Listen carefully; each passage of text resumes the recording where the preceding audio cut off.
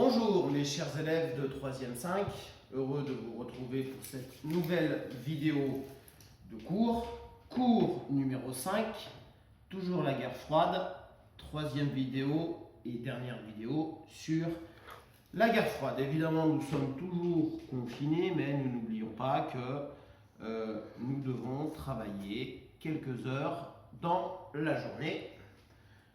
Un petit coucou à Dédé la grenouille, qui elle aussi est confinée. C'est parti. Alors, petit rappel sur ce qui a déjà été vu précédemment. Nous avions fait une première vidéo pour expliquer la naissance de la guerre froide, une autre vidéo pour expliquer le déroulement de cette guerre froide, en donner une définition, je rappelle. Une guerre qui n'est pas militaire, mais surtout idéologique. Nous nous sommes lancés ensuite dans l'étude de deux grandes crises de la guerre froide, les deux crises successives à Berlin. Il nous reste à traiter une crise majeure de la guerre froide, la crise des missiles de Cuba en 1962. Autrement dit, un an après la construction du mur de Berlin. Cette crise est très importante puisque c'est la première fois que l'humanité pense qu'une troisième guerre mondiale nucléaire est possible. Petit rappel, nous avions dit que cette guerre froide ne pouvait pas être militaire puisque les deux leaders de chacun des deux camps possèdent l'arme nucléaire ou l'arme atomique capable de détruire toute vie sur Terre. Donc l'usage de cette bombe évidemment n'est pas possible. Cette bombe n'est que dissuasive. Mais en 1962, durant cette crise des missiles de Cuba, eh bien pour la première fois, on a envisagé l'usage de cette bombe atomique de la part des États-Unis et de l'URSS. Et en fait, durant cette crise des missiles de Cuba en 1962, c'est la première fois et la seule fois où durant cette guerre froide, les États-Unis et l'URSS vont s'affronter directement avec un risque d'affrontement militaire et un risque d'affrontement nucléaire. C'est donc la crise la plus grave de la guerre froide et on pourrait dire la crise la plus grave de l'humanité, puisque s'il avait été fait usage de cette bombe atomique des deux côtés, USA et URSS, eh bien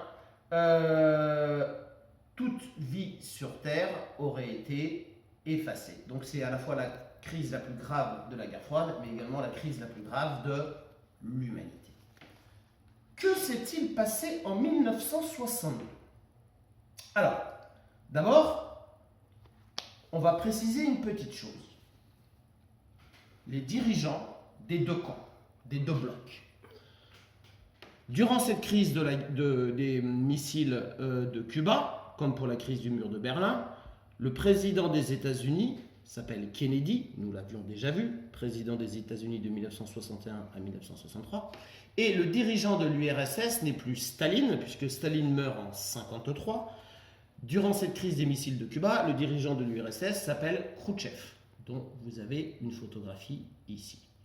Donc durant cette crise des missiles de Cuba, affrontement direct entre États-Unis avec Kennedy et URSS, avec Khrouchtchev, avec un risque d'affrontement militaire et nucléaire. Poursuivons. Alors, je vous ai envoyé depuis un certain temps ce Polycope, justement sur cette crise des missiles de Cuba. On va revenir d'abord sur la situation de Cuba. Que s'est-il passé à Cuba avant cette fameuse crise des missiles de Cuba en 1962? Alors, ce n'est pas ici.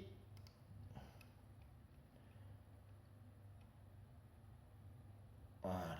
Alors, cette île de Cuba, dans les Caraïbes, Jusqu'en 1956, elle est dirigée par un dictateur du nom de Batista, et ce dictateur est pro-américain, c'est-à-dire qu'il est dans le camp des États-Unis, comme le reste du continent américain. Souvenez-vous, je vous avais dit, les États-Unis considéraient l'ensemble du continent américain, y compris les îles des Caraïbes, comme leur chasse gardée, hors de question qu'un régime communiste s'y installe. Eh bien, en 1956, ce fameux dictateur Batista, qui dirige l'île de Cuba, il va être chassé de Cuba. Pourquoi? Parce que de 1956 à 1959 a lieu une célèbre révolution à Cuba, menée par deux révolutionnaires très connus, Fidel Castro et Che Guevara. De 1956 à 1959, révolution donc à Cuba, menée par Fidel Castro et Che Guevara. Et en 1959, victoire de cette révolution, et Fidel Castro installe un régime communiste sur l'île de Cuba.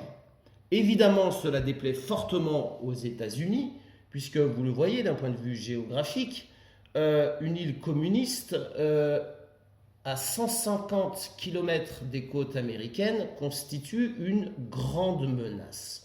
Autrement dit, un îlot communiste à 150 km des côtes américaines. Un an avant la crise des missiles de Cuba, les États-Unis ont tenté une invasion de l'île de Cuba pour renverser Fidel Castro, Che Guevara et rétablir un régime pro-américain. C'est un échec. L'île reste communiste. Mais, évidemment, Castro n'apprécie pas du tout cette tentative d'invasion de cette île. Il considère ça comme un grave danger, la possibilité que les États-Unis tentent plusieurs invasions de l'île. Et donc, Fidel Castro va demander de l'aide à l'URSS. D'ailleurs, Fidel Castro et l'île de Cuba appartiennent au camp de l'URSS, au camp communiste. Eh bien, avec cette aide, que va-t-il se passer? Regardons tout cela en images. Écoutez bien. Le 16 octobre 1962, le président Kennedy est informé qu'un avion espion a repéré des rampes de lancement et des missiles balistiques à Cuba. L'Union soviétique est en train d'installer secrètement des fusées nucléaires sur l'île, à 200 km des côtes américaines.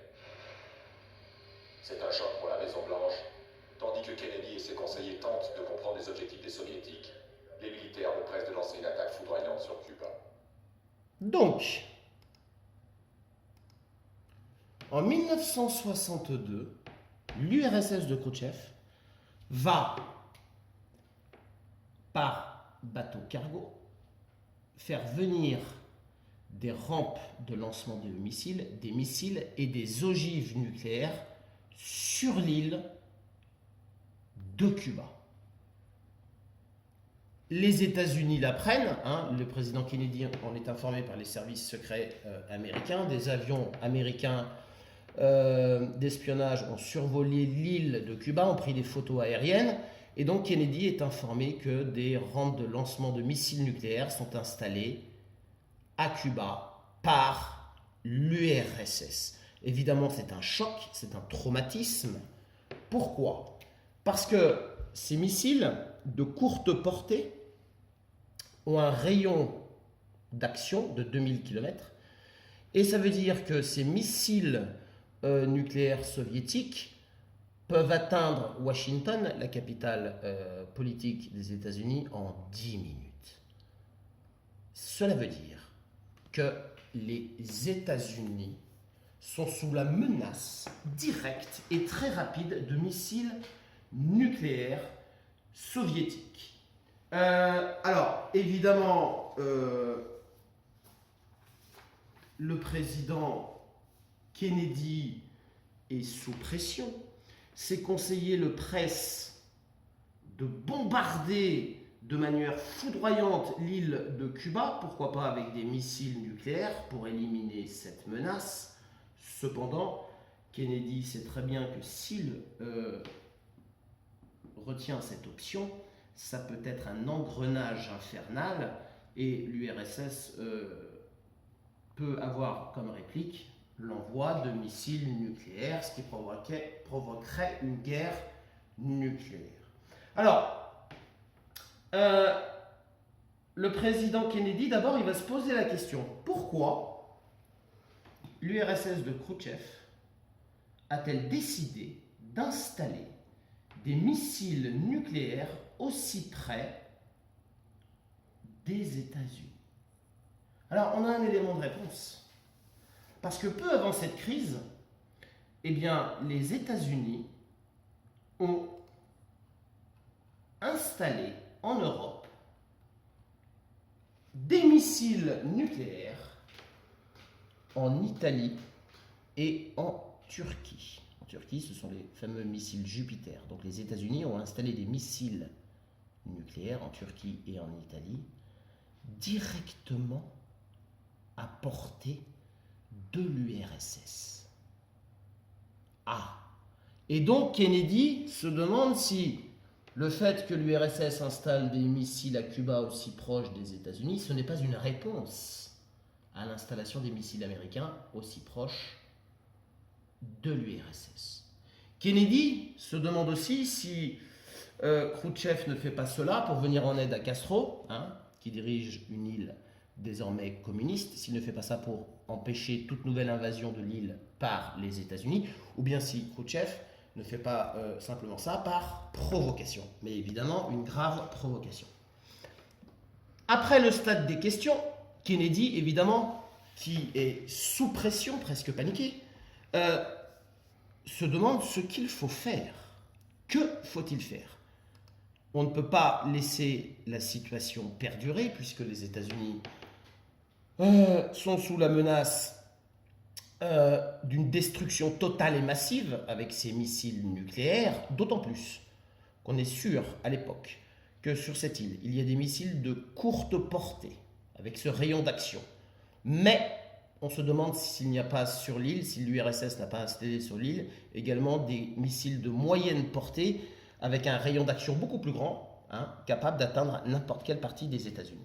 Donc pour Kennedy, évidemment, cette situation ne peut pas durer. Simplement, que faut-il faire? Répondre d'un point de vue militaire, avec la puissance destructrice de l'arme nucléaire? Faut-il utiliser la diplomatie? Autrement dit, négocier avec l'URSS, discuter, trouver un accord? En tout cas, la situation est bloquée, la situation fait peur à tout le monde. Alors, le président Kennedy s'adresse à la nation américaine le 22 octobre pour annoncer ce qu'il a décidé de faire. Regardons cela.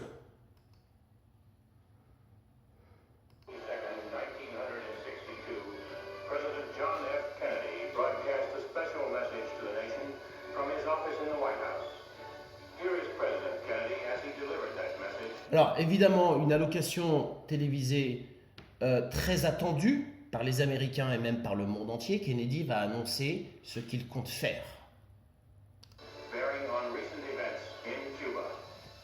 Encore 10 secondes jusqu'au discours. L'allocution présidentielle est attendue avec une impatience fébrile, du jamais vu. Good evening, my fellow citizens. This government, as promised, has maintained the closest surveillance of the Soviet military buildup on the island of Cuba. Within the past week, unmistakable evidence has established the fact. Alors, ces preuves irréfutables, ce sont ces photos aériennes qui ont été prises et qui donc montrent ces bases de lancement de missiles nucléaires installées par l'URSS sur l'île de Cuba. That a series of offensive missile sites is now in preparation on that imprisoned island. I think we were all afraid. Nous avions tous peur. There was a Pour la première fois, nous avions tous le sentiment. Et en fait, pendant plusieurs semaines, le monde entier va avoir peur de cette possibilité d'une guerre mondiale nucléaire. Que notre vie était en That jeu. our very survival was at stake. To halt this offensive buildup, a strict quarantine on all offensive military equipment under shipment to Cuba is being initiated. Alors, qu'annonce-t-il? La première chose qu'il annonce, eh bien, c'est le blocus, ce qu'on appelle le blocus de l'île de Cuba. Alors.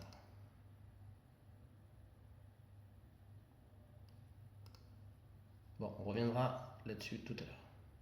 All ships of any kind bound for Cuba, from whatever nation or port, will, if found to contain cargoes of offensive weapons, be turned back. The message was we were determined to get the... Le message était clair. Nous exigeons le retrait des missiles de l'île et nous sommes prêts à nous battre pour y arriver. Alors,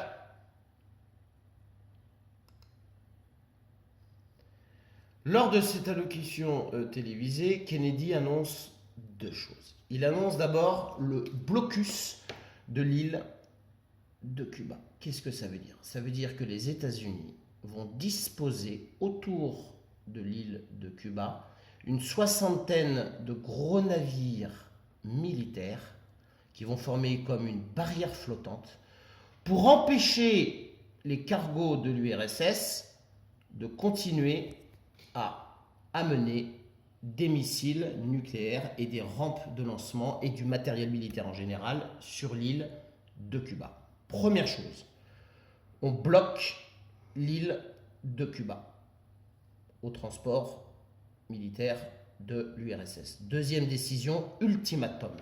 Le président Kennedy exige de la part de l'URSS que toutes les installations militaires et nucléaires de l'île de Cuba soient démontées et ramenées en URSS. Alors, évidemment, une question se pose.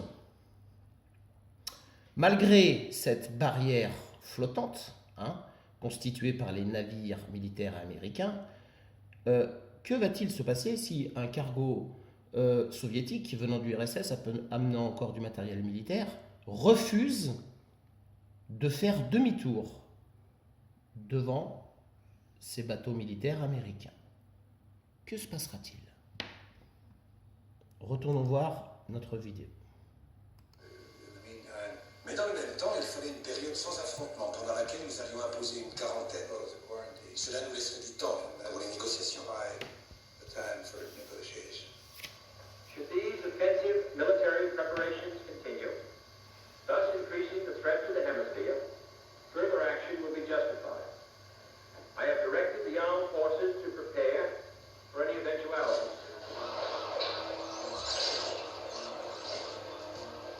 État d'alerte 3. Pour toutes les armes, il précède l'état de guerre. Pour l'instant, ce n'est qu'une simple manœuvre d'intimidation.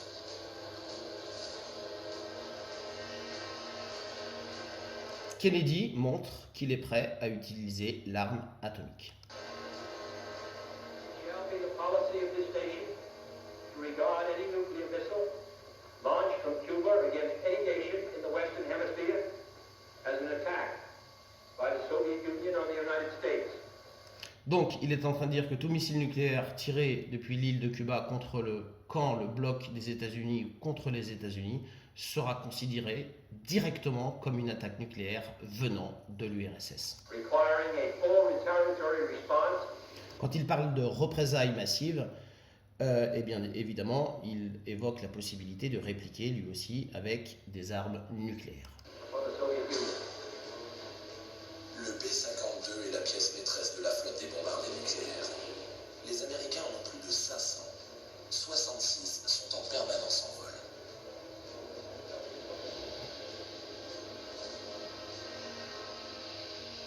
Our goal is not the victory of might, but the vindication of right.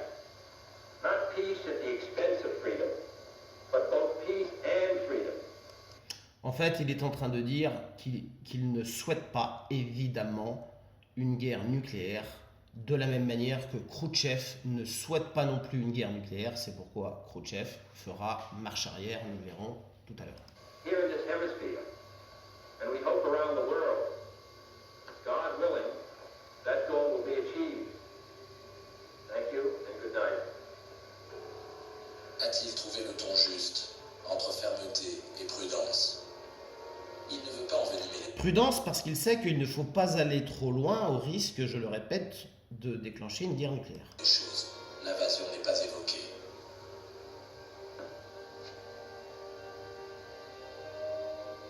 À la Havane aussi, on écoute les discours de Kennedy. La Havane, la capitale de Cuba. Les hauts responsables du parti se sont réunis au palais présidentiel. État d'alerte maximum. Kennedy n'a pas parlé d'invasion, mais de mesures supplémentaires. Alors, donc, Kennedy annonce à la télévision le blocus de l'île de Cuba, interdiction pour tout cargo de l'URSS de livrer à nouveau du matériel militaire, un ultimatum. Il exige que tous les missiles nucléaires soient ramenés en URSS, mais il ne sait pas quel va être le résultat de cette annonce. Est-ce que les cargos soviétiques venant de l'URSS vont vraiment faire demi-tour? Est-ce que les installations militaires sur l'île de Cuba, les installations militaires des soviétiques vont être démantelées? Il ne le sait pas. Et en fait, Khrouchtchev va reculer parce que Khrouchtchev, de la même manière que Kennedy, ne souhaite pas évidemment une guerre nucléaire. Et donc Khrouchtchev va reculer. Autrement dit, il va demander aux cargos soviétiques de l'URSS de faire demi-tour, de respecter le blocus, de faire demi-tour et de ramener le matériel militaire en URSS. Khrouchtchev va accepter de démanteler le matériel militaire qu'il a amené sur l'île de Cuba, de le démonter et de le ramener en URSS. Alors, cette situation apparaît comme une victoire des États-Unis. En fait, il y a eu des tractations un petit peu secrètes. Et en échange du retour des cargos soviétiques en URSS et du démantèlement des bases militaires soviétiques à Cuba, eh bien, en échange, Kennedy s'engage à ne plus tenter d'envahir l'île de Cuba pour renverser le régime communiste de Fidel Castro. Et en plus, Kennedy annonce qu'il va enlever les missiles nucléaires qu'il avait installés en Turquie à proximité de l'URSS. Voyons tout cela en images. Alors, on avance un petit peu.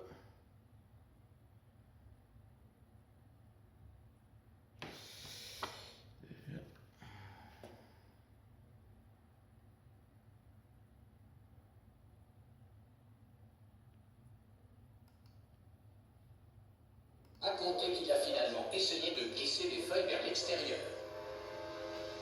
Les petits aléas de la grande histoire.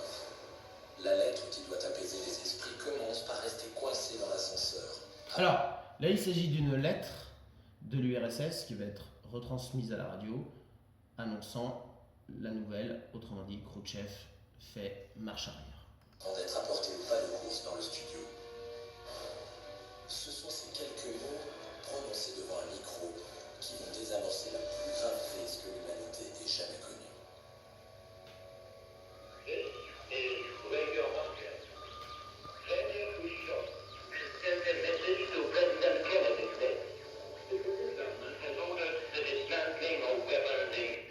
Donc, Khrouchtchev annonce le démantèlement des armes qu'il a installées à Cuba.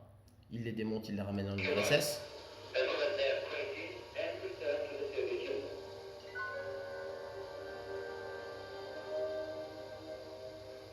Le monde est sauvé. Mais jamais la planète bleue n'est passée aussi près de la destruction.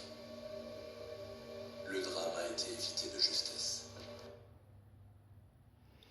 Le grand vainqueur, ce n'est ni l'URSS ni les États-Unis, c'est la Terre et toute forme de vie sur Terre, puisque une guerre nucléaire aurait provoqué l'apocalypse et la destruction d'une très grande partie de toute vie sur Terre. Après cette crise, eh bien, donc une crise que je vous ai donnée, nous allons rentrer dans une des 3 périodes de la guerre froide qu'on appelle la détente.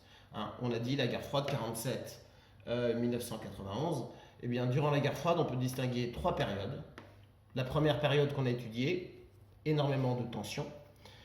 Et la deuxième période, qu'on appelle la détente, c'est une période de la guerre froide durant laquelle les tensions entre les deux blocs communistes et blocs capitalistes, c'est-à-dire les États-Unis, période durant laquelle eh bien, les tensions vont diminuer.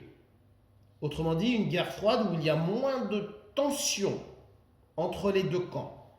Et cette période, eh bien, elle commence à partir de la crise de Cuba. C'est-à-dire que le monde entier a eu tellement peur, l'URSS et les États-Unis ont eu tellement peur de la possibilité d'une guerre nucléaire entre eux, eh bien qu'ils décident d'apaiser leurs relations. Ça ne veut pas dire que la guerre froide est terminée, mais d'apaiser leurs relations. Et donc on a une période de détente qui va durer jusqu'en 1975. Troisième période de la guerre froide, ce qu'on appelle la guerre fraîche. Ça veut dire que les tensions vont à nouveau s'accentuer un petit peu jusqu'à la fin de la guerre froide en 1991. Dans le document que je vous avais fourni, à un moment donné, il me semble que je vous parle du fameux téléphone rouge. Alors, de quoi s'agit-il ? Eh bien, après cette crise des missiles de Cuba, il est décidé d'installer une ligne directe et sécurisée et chiffrée entre le dirigeant des États-Unis et le dirigeant de l'URSS. Une ligne qui permet aux deux dirigeants de se parler rapidement pour éviter toute nouvelle situation de malentendus, des situations où on découvre ce que fait l'autre, etc. C'est une mesure de sagesse. Désormais, donc, grâce à ce téléphone rouge, les deux dirigeants américains et soviétiques peuvent communiquer très rapidement pour éviter que toute situation ne s'envenime et ne dégénère. Alors, on parle de téléphone rouge. En fait, ce n'était pas un téléphone, comme on l'entend. C'était un système qui ressemble un peu au système du fax. C'était donc une communication écrite et codée, un petit peu comme un fax. Un système de communication qui n'était pas du tout rouge, de couleur rouge, mais on l'a appelé le téléphone rouge parce que, évidemment, la couleur rouge symbolise le danger, l'alerte. Donc, cette ligne de communication est destinée à éviter tout danger immédiat parce qu'on ne communique pas entre nous. Voilà, mes chers élèves de 3e 5, nous en avons terminé avec la guerre froide. Prochaine vidéo, correction du sujet de paragraphe argumenté que je vous ai demandé de faire. Un sujet très classique, j'ai pris le sujet le plus classique, un sujet qui tombe très souvent. Montrer que Berlin est un symbole de la guerre froide. Alors, nous n'allons pas faire le corrigé entier aujourd'hui, juste quelques mots pour finir la vidéo. Souvenez-vous, mais vous vous en souvenez parfaitement, nous avons travaillé ça à maintes reprises. Quand on a un sujet de paragraphe argumenté, premier travail au brouillon. Ou plutôt première étape au brouillon. Deuxième étape, on rédige le paragraphe argumenté. Au brouillon, d'abord, toute première chose, on réécrit le sujet et l'on repère les mots clés, les mots importants. Alors, montrer n'est pas un mot-clé, mais je rappelle, quand on vous demande de montrer, ça veut dire qu'il faut démontrer, il faut prouver que. Bon, alors, évidemment, premier mot-clé, Berlin. Deuxième mot-clé du sujet, symbole. Troisième mot-clé du sujet, guerre froide. Et au brouillon, vous pouvez le présenter comme ça. Vous réécrivez le sujet, je vous l'ai déjà dit. Vous entourez les mots clés, les mots importants. Faites une flèche, Berlin. Qu'est-ce qu'on peut en dire? Qu'est-ce que ça vous évoque? Plusieurs choses. Symbole. Alors ça, c'est pas un mot du vocabulaire historique, mais ce mot, il va falloir l'expliquer. Symbole. Et puis la guerre froide, au brouillon, on en rappelle les principales caractéristiques. Cette première étape, elle est très importante parce qu'elle permet d'abord de comprendre le sujet, de quoi faudra-t-il parler, que faudra-t-il démontrer, et seulement démontrer, nous évitons ainsi le hors-sujet. Nous ferons cette correction détaillée lors de la prochaine vidéo, et après cette prochaine vidéo sur la correction de ce paragraphe argumenté ou développement construit, une nouvelle vidéo sur la décolonisation. Décolonisation, je vous ai déjà envoyé des polycopes que normalement vous avez déjà lus. Voilà pour la suite. Mes chers élèves de 3e 5, je vous souhaite bon courage, prenez soin de vous, prenez soin de vos proches. Dédé la grenouille, évidemment, vous salue bien. Nous sommes toujours confinés, mais nous sommes toujours mobilisés. Bonne journée.